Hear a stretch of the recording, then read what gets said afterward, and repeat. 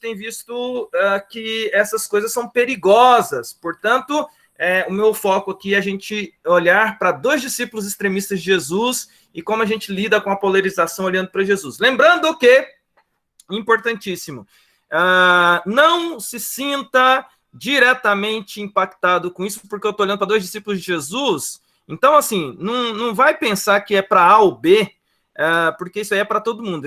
Essa lição aqui, ela nasceu primeiro de Jesus falando ao meu coração, entendeu?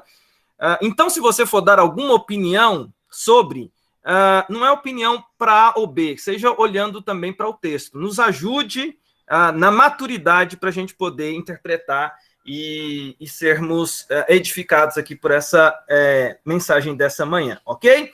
Dito isso, vamos lá para Mateus, capítulo 10.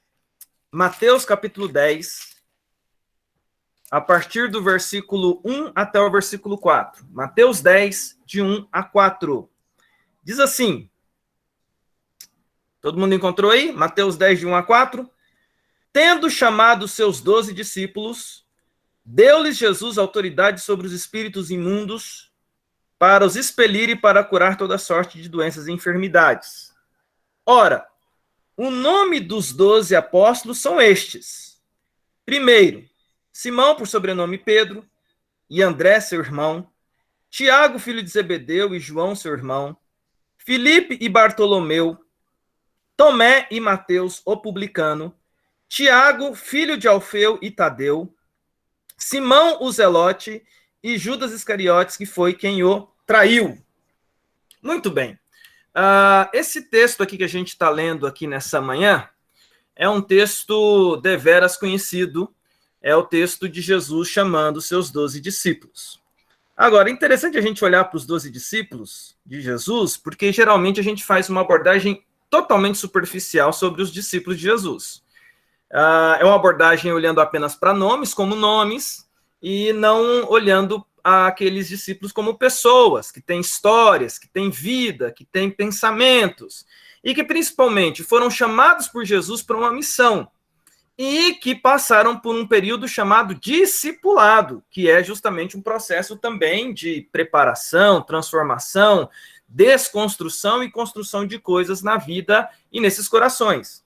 Quando nós pensamos nos discípulos de Jesus, nós sempre destacamos na nossa vida, até mesmo porque existem muito mais passagens que falam sobre estes, nós sempre destacamos Pedro como um discípulo que tem muita coisa, muita informação sobre ele. Ele escreveu um livro, ele é influência na escrita de outro. Então, Pedro escreveu as cartas, que levam o nome dele.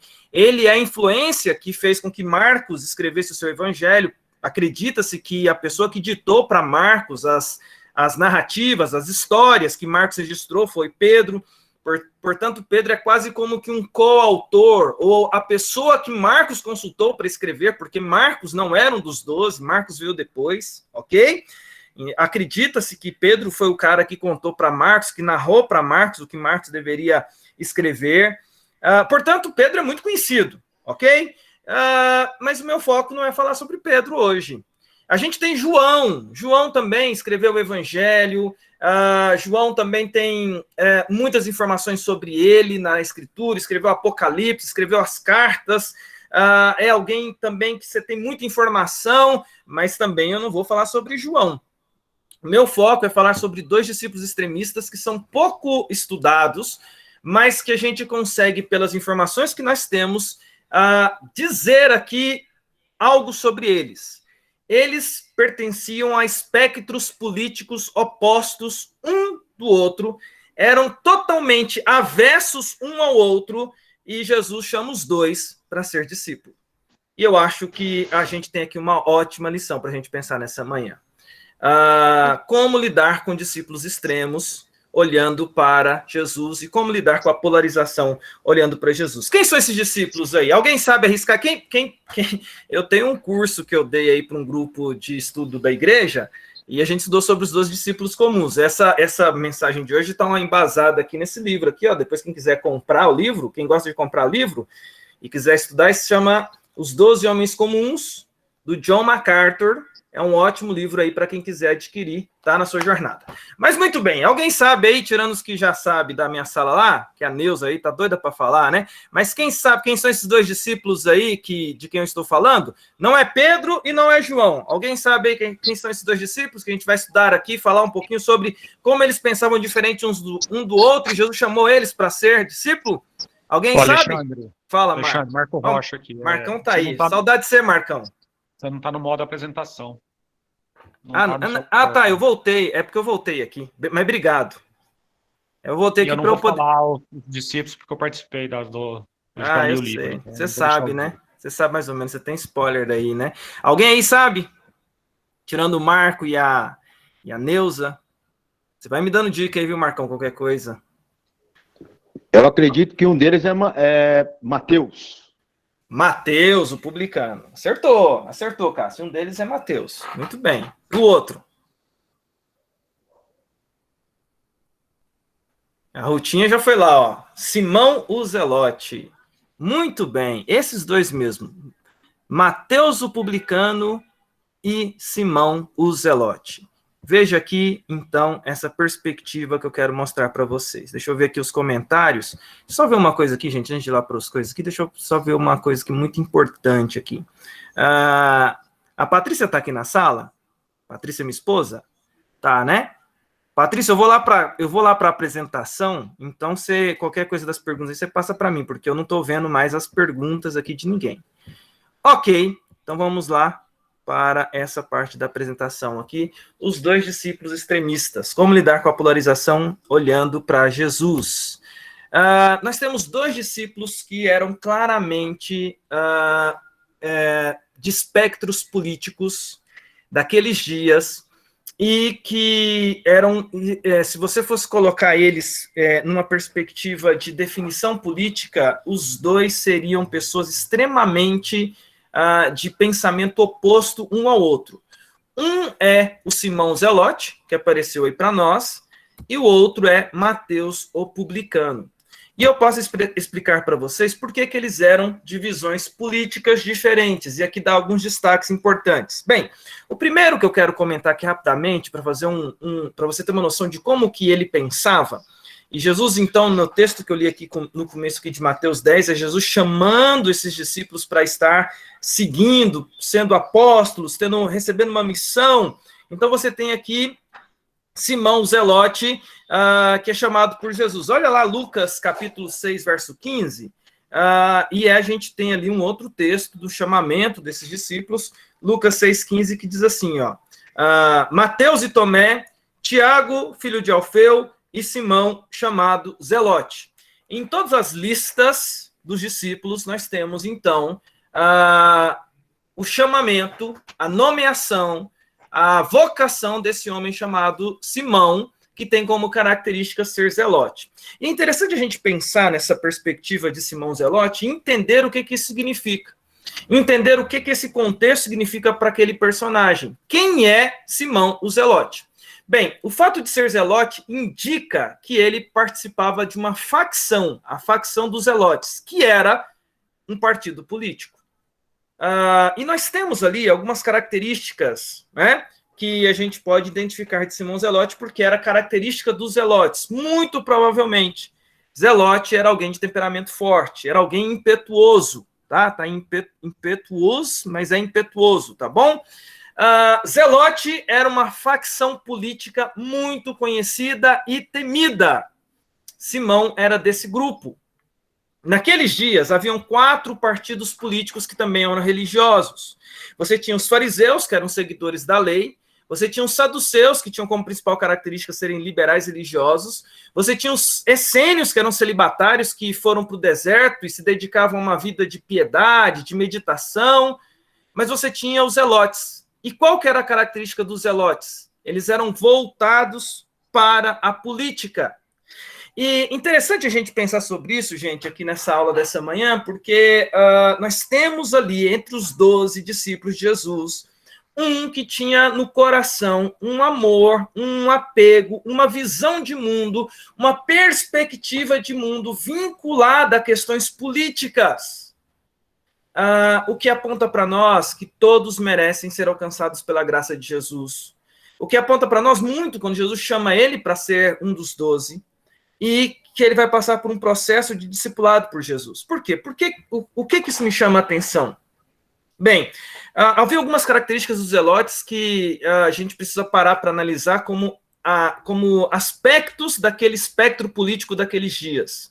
O que significava ser um zelote? Característica principal. Qual que era o lema do partido? Se você pudesse colocar assim um lema do partido, né? O PZ, Partido dos Zelotes. Qual que era o lema do partido? Ódio a Roma ou ódio ao governo. Eles odiavam aquele governo que lá estava estabelecido. E eles tinham um objetivo. Qual que era o lema deles? Qual que era o foco deles? O objetivo da vida do PZ, do Partido dos Zelotes.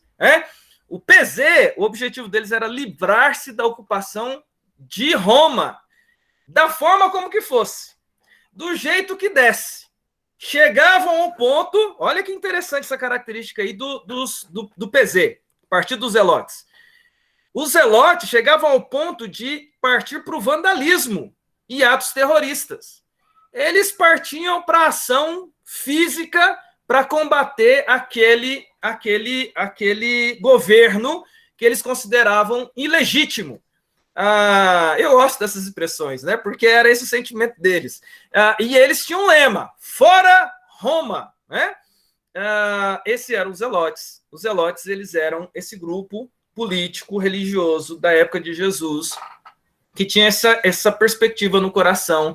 Você tem ali Atos 5:37, a descrição do fundador do Partido dos Zelotes, que é um homem chamado Judas, que no ano 6 depois de Cristo participou de uma revolução, e ali nasce o Partido dos Zelotes, dessa confrontação. Mas eles tinham essa característica principal. O sentimento deles era um sentimento intenso, um sentimento radical, de ter ali no coração deles um desejo de considerar que aquele governo que ele estava, que aquela dominação romana, aquela invasão que Roma tinha feito era ilegítima, e eles pensavam da seguinte forma, que eles estavam obedecendo a Deus quando eles iam contra o governo romano.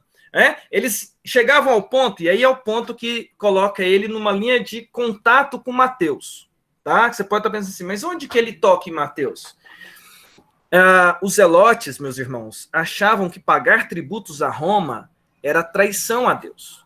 Portanto, eles consideravam qualquer pessoa que trabalhasse para Roma, que fosse alguém a serviço de Roma, como não só um traidor, como alguém que era digno de ser morto. Tanto é que os zelotes criaram um grupo de terrorismo chamado os Sicari. Está vendo ali escrito aí? Sicari, né? Que é os homens da adaga. O que os homens da adaga faziam?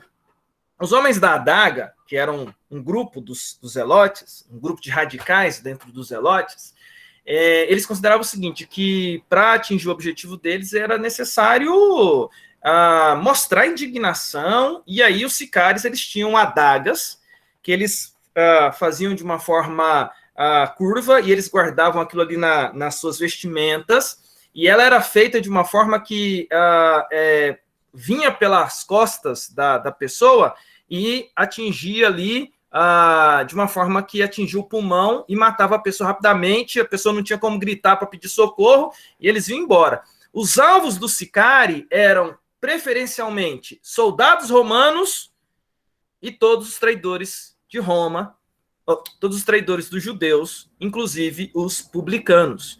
Portanto, um zelote, naturalmente, tinha ódio de Roma e todos que estavam a serviço de Roma, inclusive os publicanos. Inclusive os publicanos. Numa realidade normal, Mateus e Simão jamais estariam no mesmo grupo. Numa realidade normal, fora da graça de Deus, Simão provavelmente mataria Mateus, porque Mateus era alvo do ódio de Simão, porque Mateus é uma pessoa que tem um pensamento totalmente diferente. Quem é Mateus? Mateus é o publicano.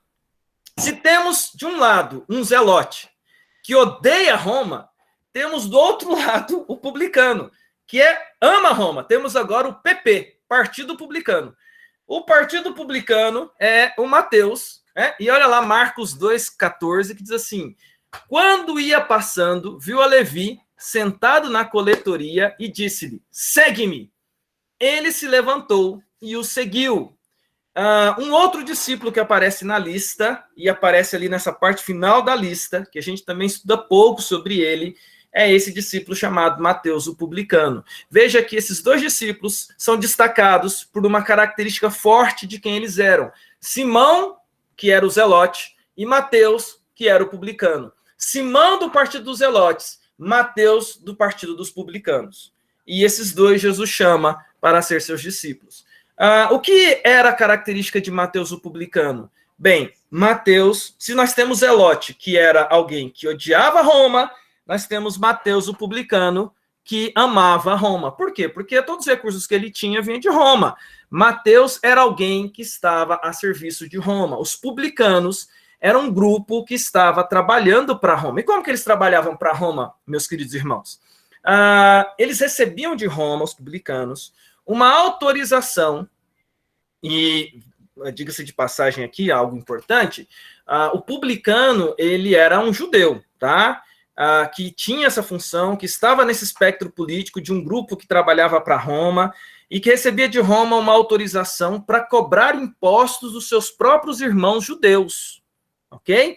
Ele era alguém que trabalhava impostos, e aí a gente até coloca aqui essa definição, que está lá no livro dos 12 homens comuns, que são os tipos de publicano que existiam nos dias de Jesus, que é os gabai e os mokres, tá? Os gabai eram os grandes publicanos, porque eles eram coletores de tudo quanto é tipo de imposto, e tinha os mokres, que eram importadores, que eram aqueles que cobravam impostos de importações, né? Do comércio, daquela coisa do trânsito comercial, da ida e vinda, e geralmente eles ficavam ali em cabines na beira da estrada e recebendo de cada pessoa que chegava nas cidades, chegavam próximos às cidades, eles que cobravam imposto. Tinha uma característica interessante do publicano que é importante citar. Por que você pode perguntar assim, mas reverendo, por que havia tanto ódio com o publicano? Porque eles estavam ao serviço de Roma, tinha autorização legal para isso, e Roma tinha os tributos que eram obrigatórios. Mas quando alguém ganhava o direito de ser um publicano, além do tributo que era o obrigatório, o publicano tinha uma liberdade de taxar em cima. Então, ele podia colocar uma taxa em cima daquilo que já era cobrado. E aí, geralmente, os publicanos, para assumir essa postura de ser publicano, sabendo que as pessoas iriam odiá-los, porque eles estavam assumindo essa posição política de estar do lado de Roma, os publicanos não estavam nem aí. Eles cobravam mesmo, eles eram ambiciosos, eles lucravam em cima do sofrimento das pessoas, eles eram capitalistas, se fosse colocar assim, nessa perspectiva assim, eles tinham uma ambição assim, pegava para eles mesmo sem, colocando para essa perspectiva aí que alguém gostaria de colocar dessa forma, né? Era o famoso selvagem mesmo, tava nem aí. E eles cobravam em cima dos outros. E aí o que aconteceu?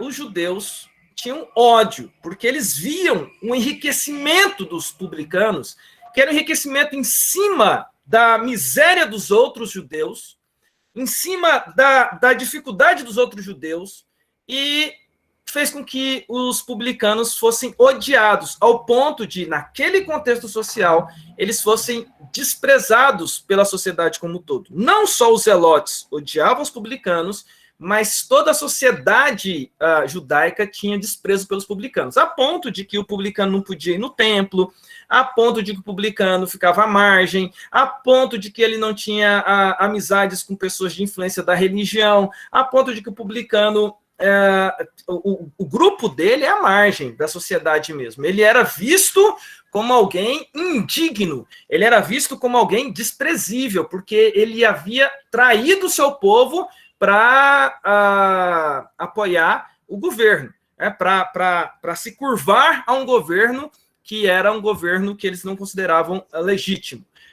E aí a gente tem esses aspectos aqui, né? Eles eram alvos de zombaria, eram zombados, eram desprezados, eles eram criticados, se existisse meme na época, os memes que eram feitos com os publicanos, né? Você tem aí o Zaqueu, que era baixinho, né? A descrição feita de Zaqueu é que você percebe que há um comentário ali em volta dele de que até mesmo a forma como Zaqueu se movimenta mostra um certo receio dele com a multidão, de também a multidão, quando despreza, zombar, criticar aquele indivíduo, né? De zombar dele mesmo. Essa é a expressão que eu estou querendo colocar aqui, né?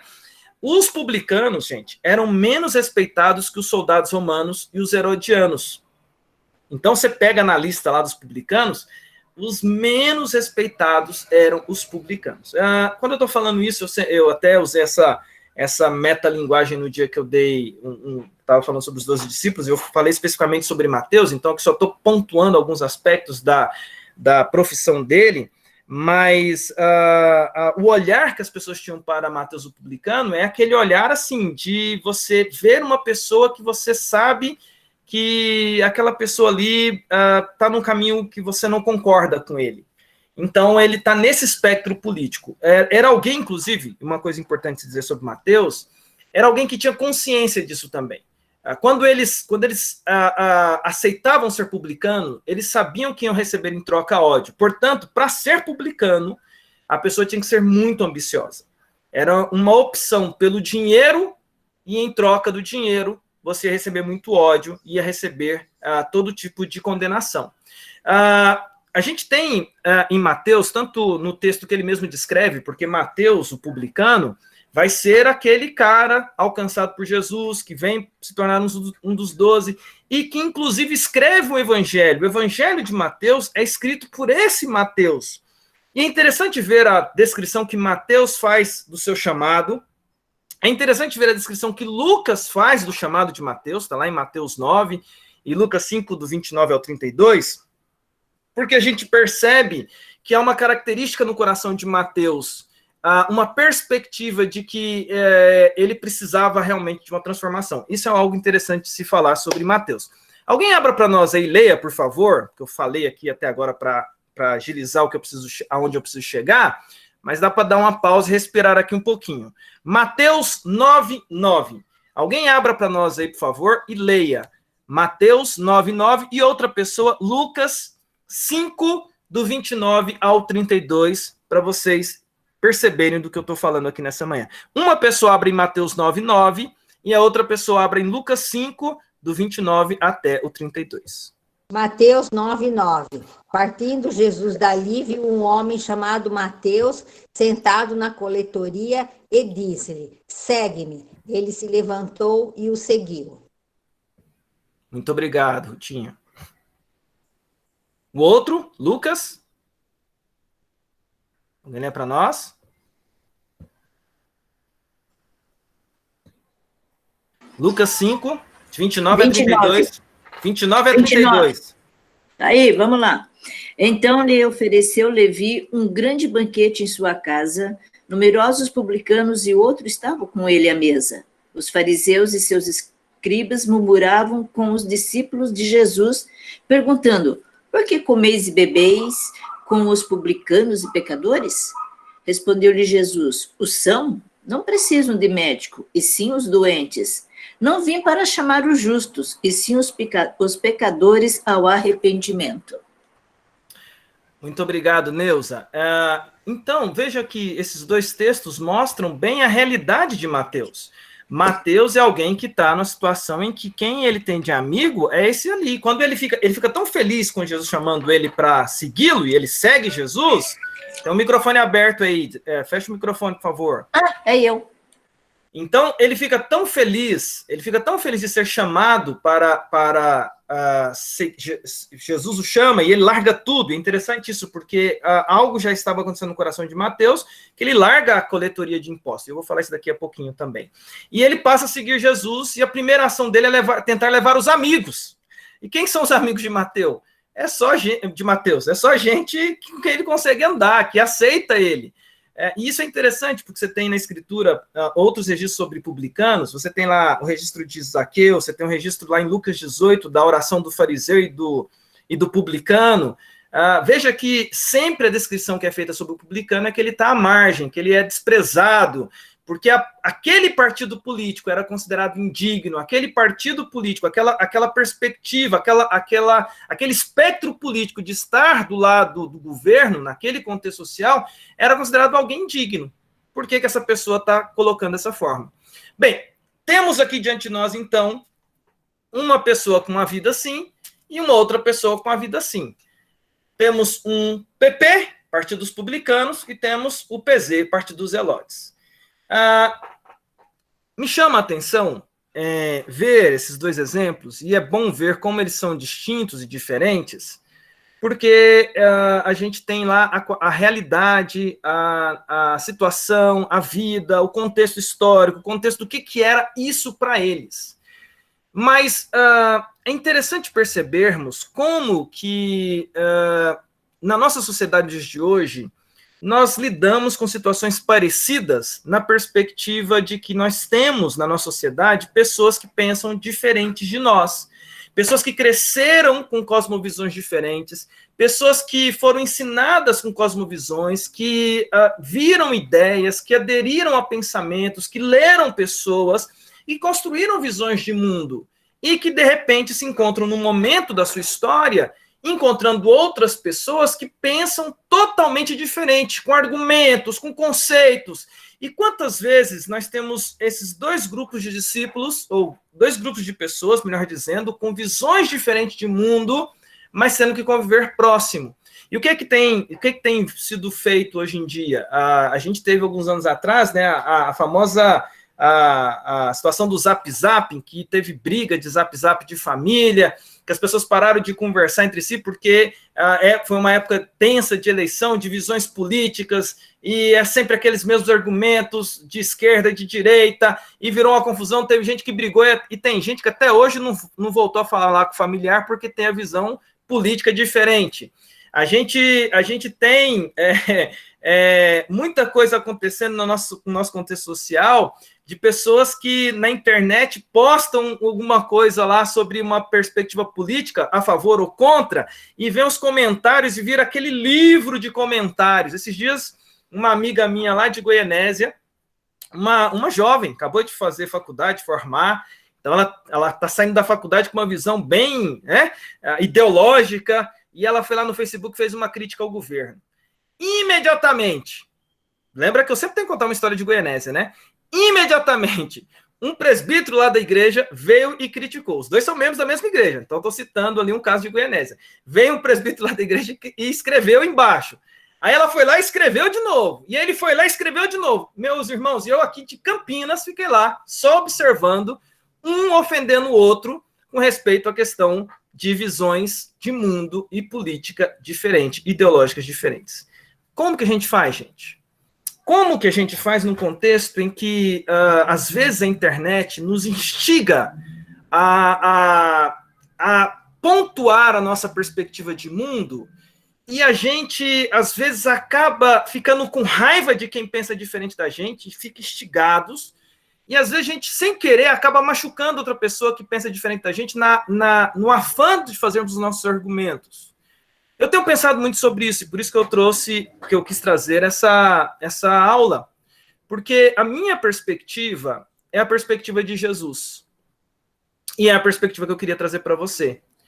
A gente tem espectros políticos, a gente tem visões de mundo, e Jesus, quando ele veio este mundo, ele viu pessoas com visões de mundo totalmente diferentes. E o que Jesus faz? Ele chama um representante do Partido Zelote e um representante do Partido dos Publicanos e coloca os dois como discípulos. Mas mais do que isso, Jesus vai ter algumas estratégias que me chamam a atenção. Como Jesus lida com os extremos? Eu quero trazer isso aqui porque eu acredito que esses dias eu vejo algumas coisas importantes aqui para comentar com vocês rapidamente. Esses dias eu me peguei pensando sobre isso. Tem uma série, vamos lá, né? Deixa eu recorrer aqui aos meus argumentos aqui, né? Tem uma série da Netflix que chama Black Mirror. Talvez alguém aqui já tenha assistido Black Mirror. Black Mirror é uma série muito joia. Eu assisti a 5 temporadas no ano passado, não tinha assistido ainda. O pessoal falava para mim, assiste Black Mirror, assiste Black Mirror. Aí eu nunca tive tempo. Aí, ano passado, no final do ano passado, para início desse ano, nas férias, no recesso, eu consegui assistir, maratonei as 5 temporadas de Black Mirror.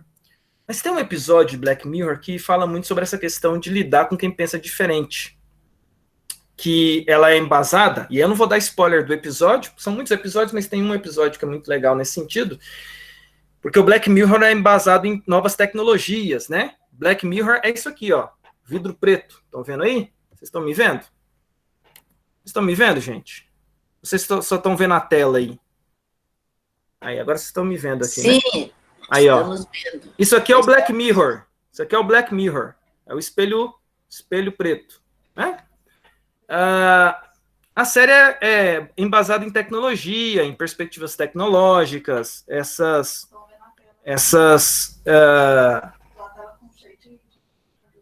que é? Eles viram a tela cheia de pessoas. Tá. Então tá bom. Deixa eu interromper aqui para mostrar direitinho aqui. Agora vocês estão me vendo? Agora estão, né? Aqui, ó. Sim. Black Mirror, tela preta aqui, ó. Black Mirror aqui, tá? A série Black Mirror da Netflix é uma série forte, é uma série que não recomendo para adolescente, mas aqui a gente só tem adolescente acima de 40 anos, então eu posso recomendar aqui para os adolescentes aqui dessa turma, porque tem maturidade para assistir Black Mirror. Mas tem um episódio de Black Mirror que fala sobre essa coisa de lidar com quem eu resolvo cancelar. Eles anteciparam isso. E aí foi desenvolvida uma tecnologia em que você tem no seu globo ocular a possibilidade de deletar pessoas que você não gosta delas, que você não concorda com elas. E aí você bloqueia a pessoa, você olha para a pessoa e fala assim, quero bloquear. A partir daí, aquela pessoa e tudo que essa pessoa tiver envolvida, filho dela, o que ela faz, ela vai sempre aparecer para você como um borrão. Você não vê mais o rosto dela, você só vê um borrão andando assim, ó. É muito legal o episódio. E aí a história desse episódio é justamente uma situação de um casal que tem um relacionamento amoroso, eles brigam, e aí naquela briga assim de que agora vai cada um para um lado, aí um fala assim, agora eu te bloqueio para sempre da minha vida. E aí a menina bloqueia o rapaz.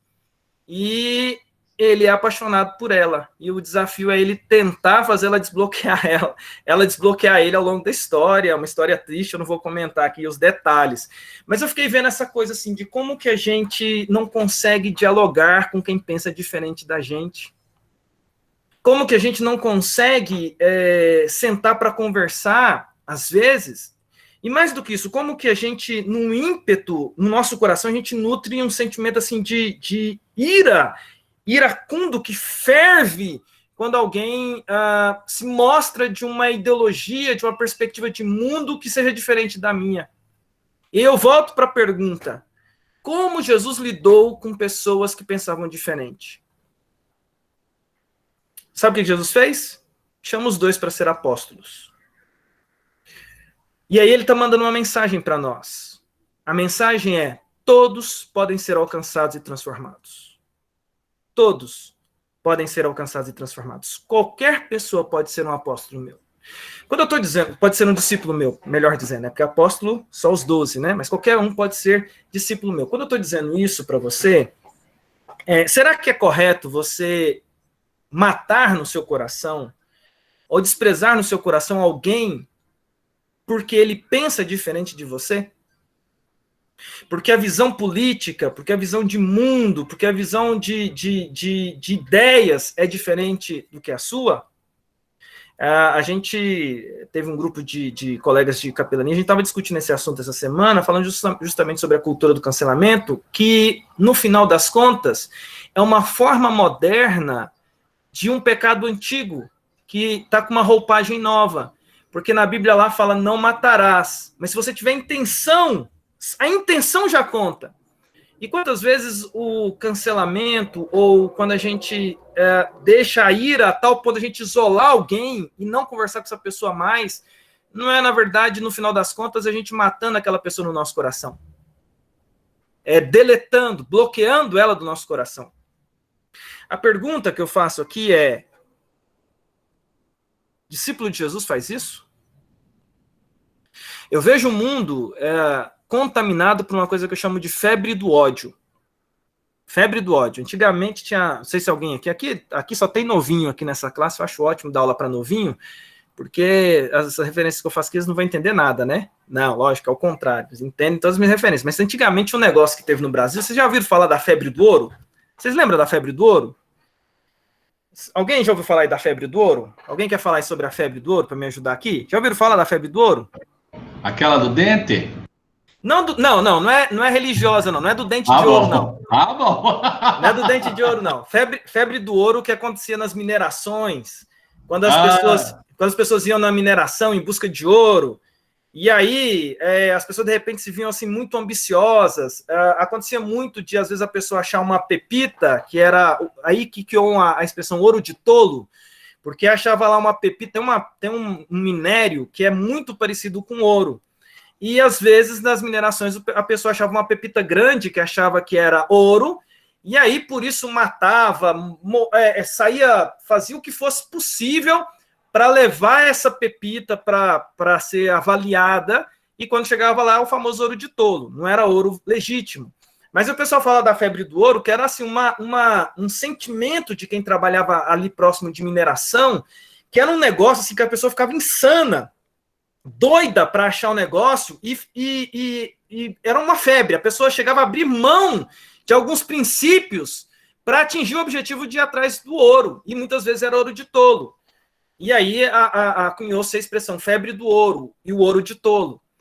Eu falo que a gente vive uma febre do ódio, promovida pelo esse calor do momento em que você vai para os noticiários, aí sempre todo mundo tem certeza do que fala, né? Todo mundo tem certeza do que apresenta de argumento, e a gente nós temos ali as nossas cosmovisões de mundo que foram construídas pela história que cada um de nós temos, que precisa ser respeitada,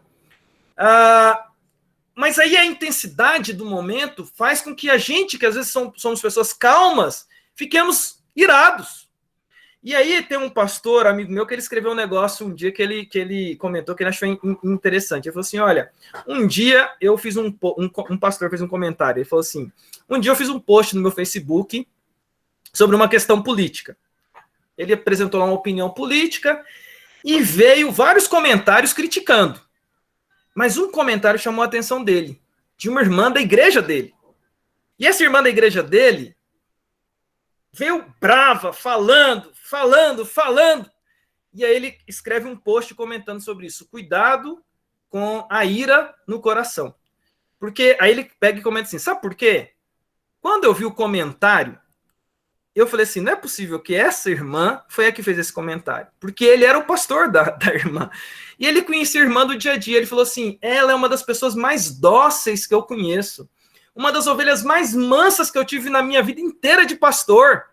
Mas quando ela foi para o teclado e ela começou a escrever, parece que saiu do coração dela para o teclado, sem filtro, sem parar para pensar. E eu tinha certeza que o que ela escreveu não é ela. Se ela estivesse perto de mim, se ela estivesse na minha presença, ela não usaria aquelas palavras. Mas um fervor de raiva tomou conta dela naquele momento, ela escreveu aquilo.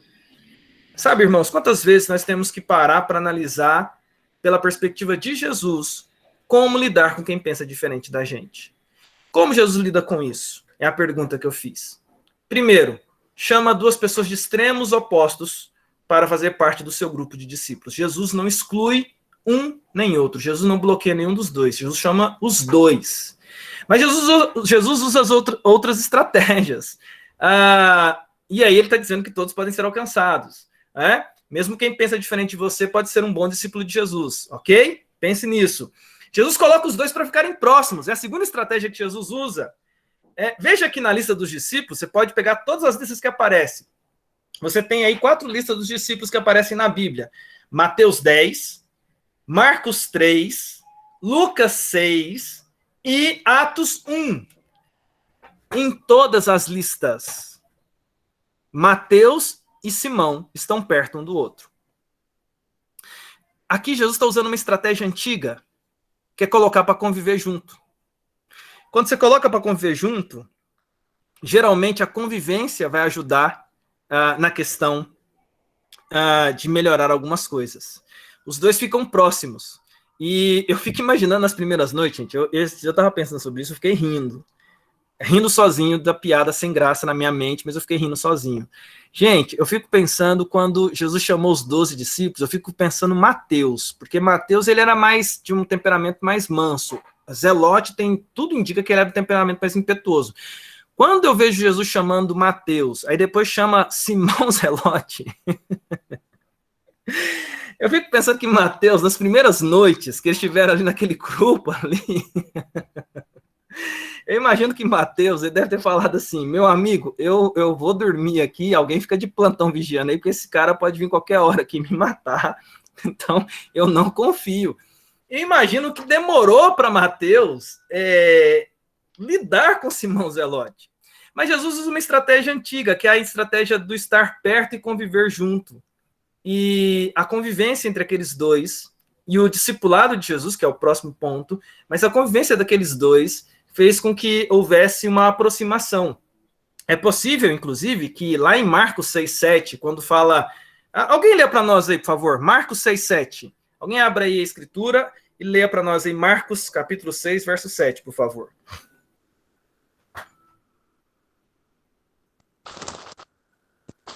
Chamou Jesus os 12 e passou a enviá-los de 2 a 2, dando-lhes autoridade sobre os espíritos imundos. Isso foi o que eu li, mas eu acho que desse 2 e 2, um era o Zelote, um era o Mateus.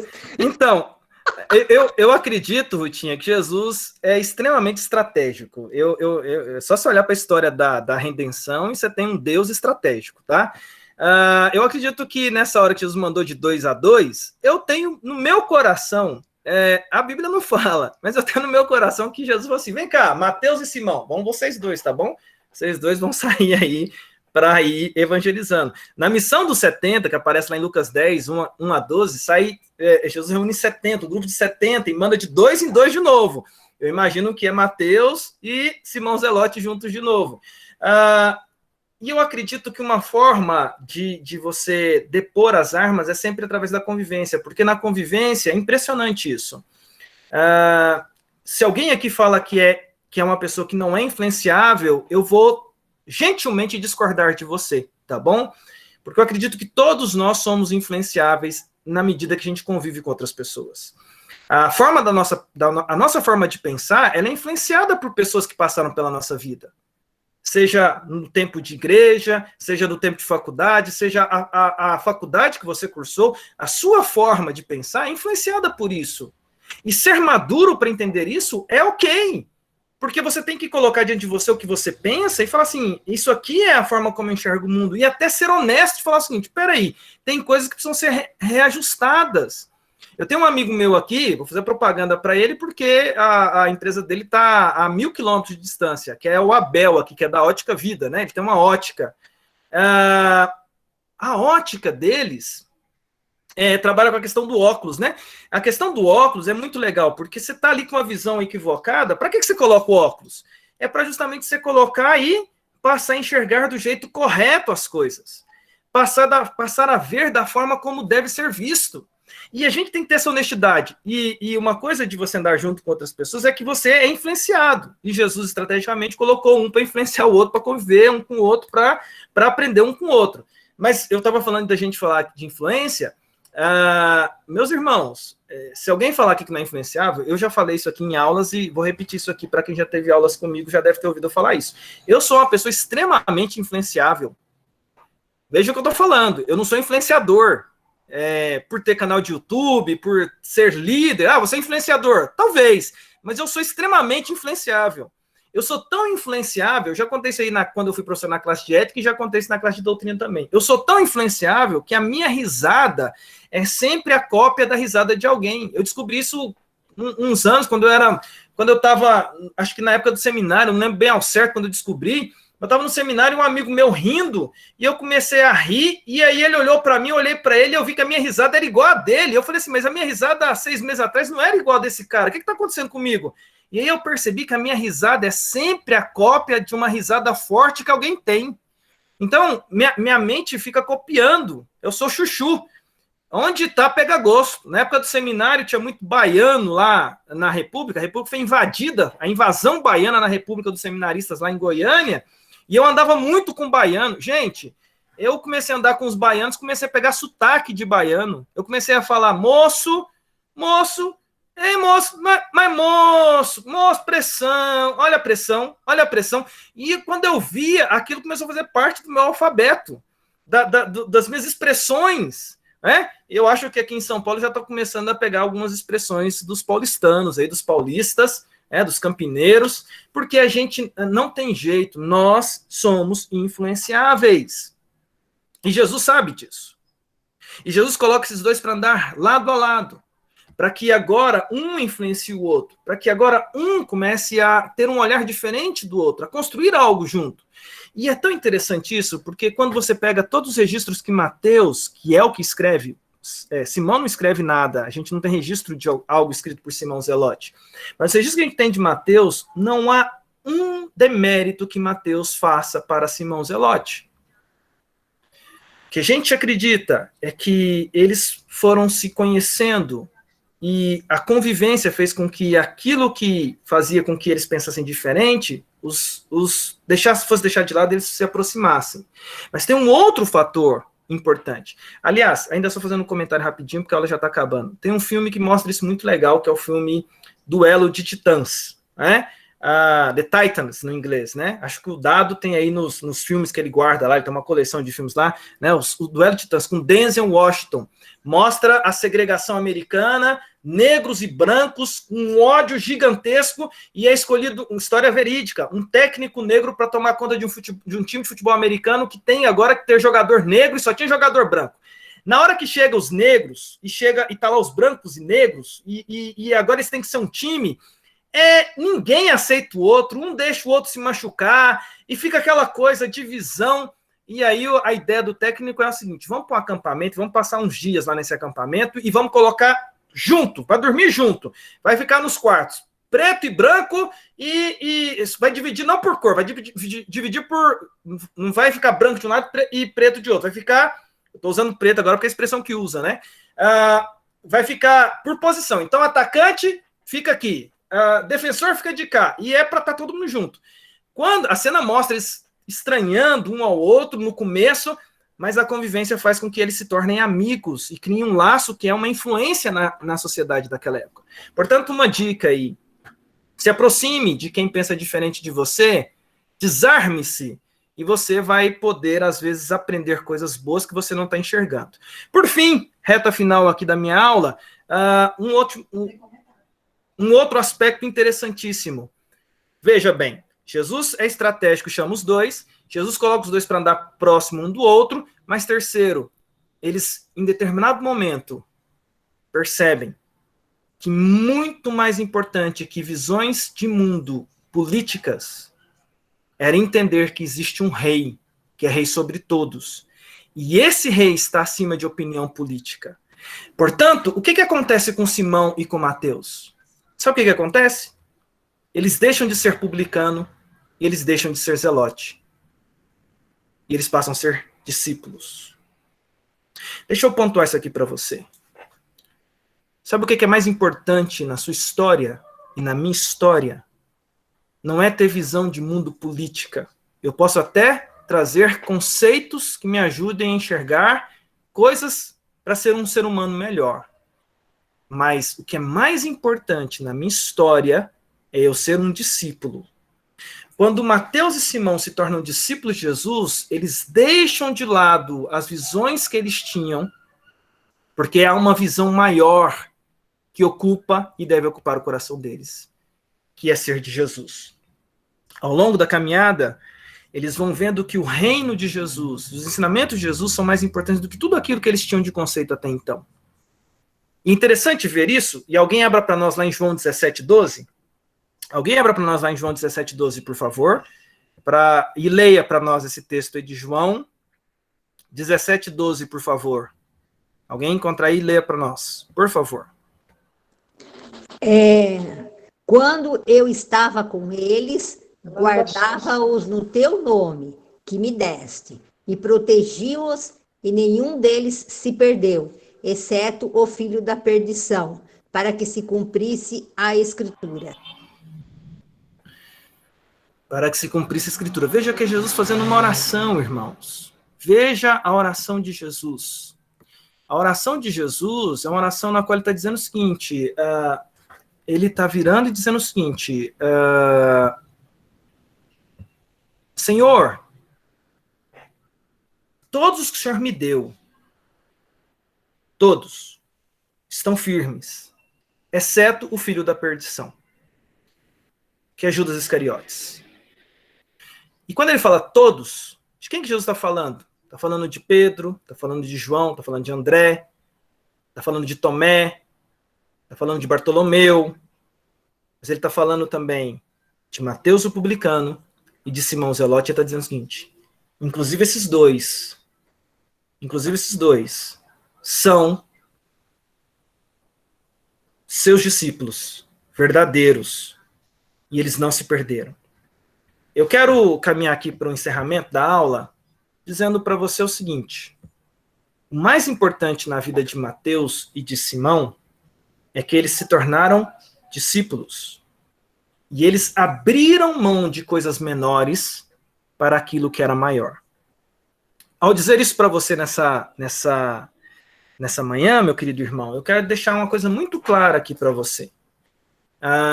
Não é correto a gente viver num contexto onde eu olho para quem pensa diferente de mim e me sinto superior a ele, ou quando eu olho para alguém diferente de mim e o julgo por ser diferente de mim, porque ele pensa diferente de mim.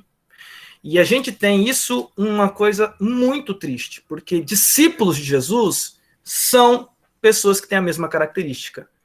Pecadores que foram alcançados por um grande Jesus. Portanto, uma dica que vai para a gente aqui é lembrar que não existe redentor em partido político, ou em ideologia política, ou em ideologia universitária, ou em ideologia desse mundo, ou ideologia filosófica. Não existe ideologia que seja digna de substituir algo que você já tem, que é o senhorio de Jesus Cristo na sua vida.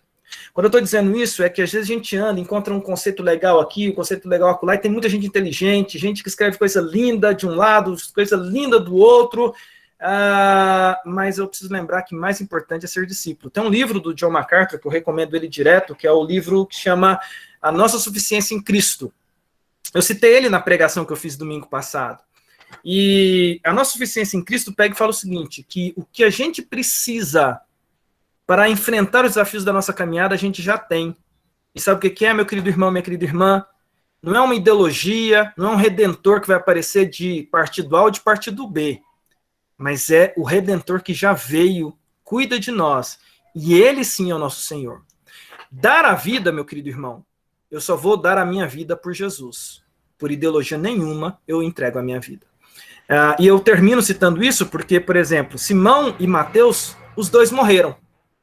E morreram como mártires. Mas Mateus não morreu por ser publicano. Ele morreu mártir de Cristo.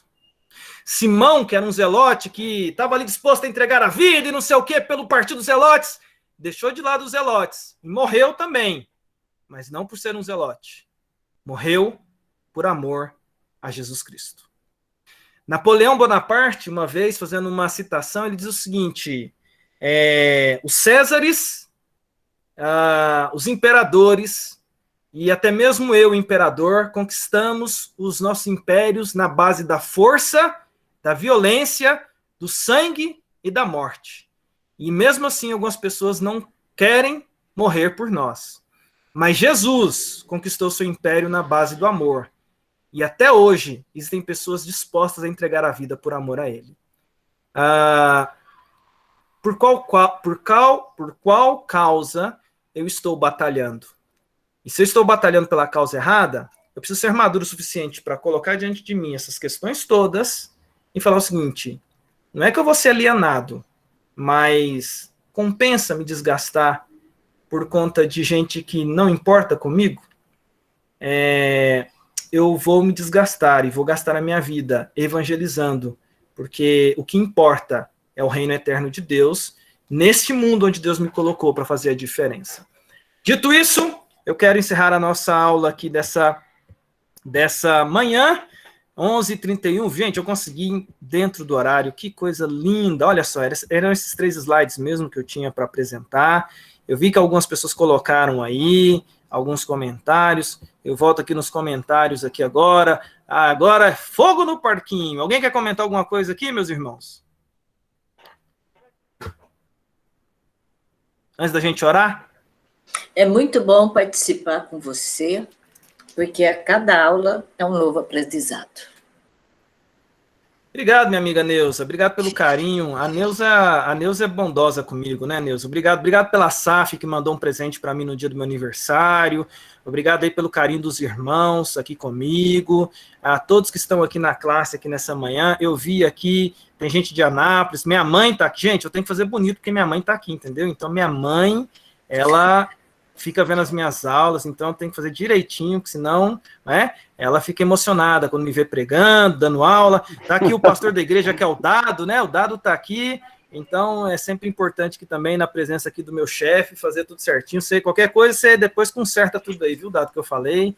Tá tudo aí entregue nas mãos de Deus. Alguém quer falar alguma coisa aí? Obrigado, Leda, Terezinha. Muito obrigado, que Deus te abençoe. Valeu, Roberto. Roberto, quem chegou atrasado na aula hoje, no comecinho da aula teve um sorteio de uma viagem para Natal, né? Só lamento. Quem chegou atrasado foi antes das 10h30. E quem estava na aula antes ganhou. E no caso, quem foi sorteado para ir para Natal fui eu. Só lamento, irmãos. Então, quando passa essa pandemia aí, eu ganhei uma hospedagem em Natal oferecida pelo Roberto aí, né, Roberto? Muito bom. Meus irmãos, vamos orar para encerrar? Isso. Fale, Roberto, fala. Não, nada importante.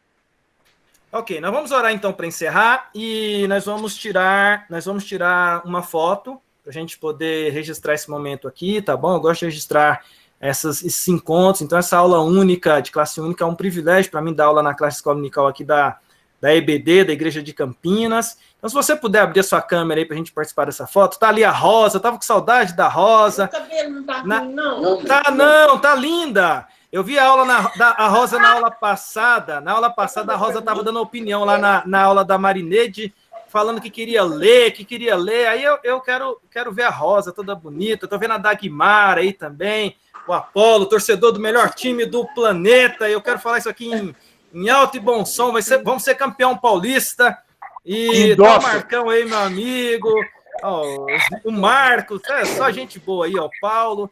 Muito bem, deixa eu tirar uma foto com vocês aí, que é sempre lindo estar com essa turma linda. A minha mãezinha abriu o celular também aí, ó. Dona Lúcia tá aí, ó, dando tchau. Pra quem não conhece, essa aí é a minha mãe. Tá o Vinícius também participando com a gente aí. Vamos lá, gente, vamos abrir pra foto aí. 1, 2, 3, sorrindo pra câmera. 1, 2, 3 e... Foi! Samuel também tá aí. Gente, vamos orar pra gente encerrar nossa aula? Eu vou pedir para quem fazer essa oração para nós aqui. Eu vou pedir pro patrocínio, eu pedi no começo. Vou pedir pro Paulo. Presbítero Paulo, ora para nós encerrar a aula. Abra o microfone e ora para nós aí, por favor. Ó Deus amado, nós te louvamos neste dia. Obrigado por esta aula que nos ensina, Senhor, a se aproximar mais de Ti. Que sejamos sempre, Senhor, unidos através dos irmãos, para que possamos conhecer o nosso Senhor Jesus Cristo, que nos ensina, Senhor, cada dia mais a servir-te. Ó Pai amado, abençoa muito o reverendo Alexandre, abençoa todos os alunos que estão aqui, dá no dia a Tua paz e segurança, uma semana, Senhor, de dedicação ao Teu nome. Assim nós oramos e agradecemos em nome de Jesus. Amém. Amém. Amém. Alexandre, pessoal. Oi. Alexandre. Fala. Oi, bom dia. Lembrando que a próxima aula também será especial com o presbítero Eli. O link é o mesmo, então contamos com a presença e a participação de todos. Obrigado, parabéns, Alexandre, pela aula. Eu tive que sair um pouquinho para dar assistência numa outra classe, mas muito obrigado, parabéns. Deus abençoe vocês. Valeu, Marcos. Valeu, Marcos. Valeu, Sara. Valeu, Vinícius. Gente, semana que vem, imperdível com meu amigo Eli, presbítero Eli, sensacional, o cara é sensacional, não percam, vai ser muito bom a gente estar com o Eli aqui na semana que vem, na aula classe conjunta, tá? Um abraço para todos vocês, beijinho no coração, saudades, e em breve estaremos juntos novamente. Se cuidem, como disse a doutora Sara, tá bom? Coraçãozinho para vocês. Tchau, tchau. Fala, patrocínio, quem quiser falar, pode falar agora. Eu vou fazer a propaganda do Eli, porque eu sei que é bom. Olha, né? O Eli só é ruim em jogo de dama. Jogo de dama, ele é ruim. Porque o Eli, na verdade, o Eli tirou a invencibilidade que eu tinha de mais de 10 anos no jogo de dama, viu? Eu tô chateado com o Eli. Mas o Eli é excelente professor, então, semana que vem, tamo junto aí. Fala, patrocínio. Junto. Tamo junto. Tamo junto, patrocínio. Obrigado pelo carinho, viu? Amei ver o Jesus com a esposa. O Jesus tá aí. Olha, o Jesus é igual a cédula de R$100. Eu sei que existe, mas faz tempo que eu não vejo. Ô, Alexandre, você precisa Oi, fala. Revanche, hein? Pois é, rapaz, eu vou para revanche, eu vou usar outra estratégia, eu não vou partir para ataque, não. Aliás, você que parte para ataque, né? Eu vou ter que partir para ataque para ganhar de você. Fui na minha estratégia contida no jogo de dama, perdi para você, rapaz. A estratégia funcionou durante anos, o Eli quebrou a minha estratégia. Mas muito bom, Eli, saudade, viu, meu amigo? Pois é, saudade, mas parabéns pela aula, Alexandre, sensacional e super oportuno, muito boa. Amém. Amém. Aliás, como todas as suas aulas, suas pregações sempre são muito, muito interessantes. Parabéns, viu, Alexandre? Que Deus abençoe aí seu ministério. Obrigado, Eli. Obrigado pelo carinho, cara. Tamo junto, viu? Saudade, viu, brother? Saudades, mano. Eu queria influenciar um pouco você mais, porque vê se você muda esse time aí, seu não tá certo. Cara, quando eu vejo essa sala cheia de corintiano, entendeu? Tá o dado aí que é o corintiano mor. E aí eu vi lá o Apolo, que é o torcedor legítimo São Paulo, que aguentou toda essa pressão esses anos todos. Eu cheguei aqui para dar um reforço para ele. Meu amigo, eu tenho que falar do tricolor, rapaz.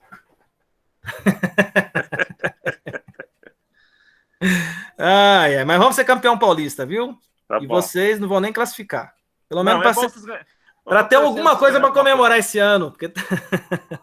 Torcemos a ganhar alguma coisa. Faz muito tempo que vocês não levantam uma taça. Faz muito tempo, cara. Faz muito tempo. Tá difícil para nós, viu? É horrível contar com a piedade dos corintianos, mas é verdade.